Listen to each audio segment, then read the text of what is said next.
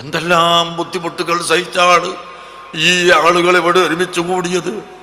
വഴിമധ്യേ വെച്ച് ബസ്സിന് അടിച്ചവരും കാറ്റൊഴിക്കാൻ ശ്രമിച്ചവരും അതുപോലെ മറ്റ് അക്രമങ്ങൾ ചെയ്യാൻ മുതിർന്നവരുമൊക്കെ ഉണ്ടായി.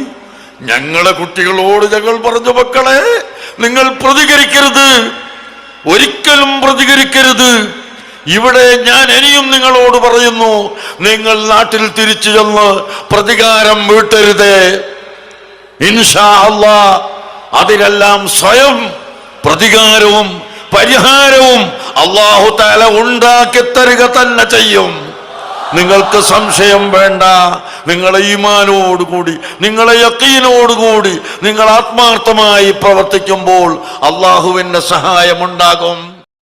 ഈ സമസ്ത ഇകെയും എപിഐയും പിരിയുന്ന കാലഘട്ടത്തിലും മാധ്യമ പ്രവർത്തനം നടത്തിയിട്ടുള്ള ആളാണ്. നോക്കൂ, ആ നിലയിലുള്ള ഒരു സംഘർഷമായി ഇത് പരിണമിച്ചിട്ടുണ്ടോ? അന്നും ഇങ്ങനെ സത്യത്തിൽ 87-88 കാലത്താണ് ഇകെ പിന്നെ സംഘർഷങ്ങൾ പിന്നെ ഒരു എന്താ പറയുക രണ്ട് ഗ്രൂപ്പായിട്ട് രണ്ട് പ്രസ്ഥാനങ്ങളായിട്ട് മാറുന്നത്. അന്ന് യഥാർത്ഥത്തില് കാന്തപുരം ഒരു വലിയ ശക്തിയായിട്ട് ആരും കണ്ടിരുന്നില്ല. 87 തെരഞ്ഞെടുപ്പിൽ അരിവാൾ സ്ഥിതി എന്നൊക്കെ പറഞ്ഞ് അവർ കളിയാക്കുകയുണ്ടായത്. പക്ഷെ ഇന്നിപ്പോ അവസ്ഥ എന്താണ്? മലബാറിൽ നിങ്ങൾ നോക്കിക്കഴിഞ്ഞാൽ കാന്തപുരത്തിന്റെ ശക്തി വലിയ തോതിൽ വർദ്ധിച്ചിട്ടുണ്ട്. കാന്തപുരത്തിന്റെ സ്ഥാപനങ്ങൾ മലബാറിലെങ്ങും വലിയ തോതിൽ വികസിച്ചിട്ടുണ്ട്. അവരൊരു എഡ്യൂക്കേഷൻ വിറ്റ് തന്നെ ആരംഭിച്ചിട്ടുണ്ട്. ഇവിടെ വയനാട്ടിലേക്ക് പോണ വഴിയിൽ അവരുടെ എഡ്യൂക്കേഷൻ വിറ്റ് ഒരു വലിയ സ്ഥാപനമാണ്. പൊതുവിൽ നോക്കിക്കഴിഞ്ഞാൽ കമ്മ്യൂണിറ്റിക്ക് ഗുണം ചെയ്യുന്ന നിരവധി കാര്യങ്ങൾ കൊണ്ടുവരുന്നതിൽ കാന്തപുരം വിജയിച്ചു. മറുഭാഗത്ത് ആ വിജയം കാണുന്നില്ല.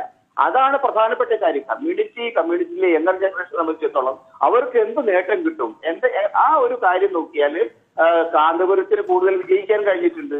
ഇപ്പം ഈ പുതിയ പ്രസ്ഥാനം, ഈ പുതിയ തരത്തിലുള്ള എന്താ പറയുക ഉൾപ്പിരിവുകൾ, ഇകെ വിഭാഗത്തിലുള്ള ഉൾപ്പിരിവുകൾ, എനിക്ക് തോന്നുന്നത് ഇന്ന് ഒരു വലിയ വിഷയമായിട്ട് ലീഗ് കാണുന്നില്ലെങ്കിലും അത് വളരെ ഗൗരവമുള്ള ഒരു വികസനമായിട്ടാണ് ഇപ്പൊ ഞാൻ കാണുന്നത്. NP ചേക്കുട്ടി, രാഷ്ട്രീയ നിരീക്ഷകൻ.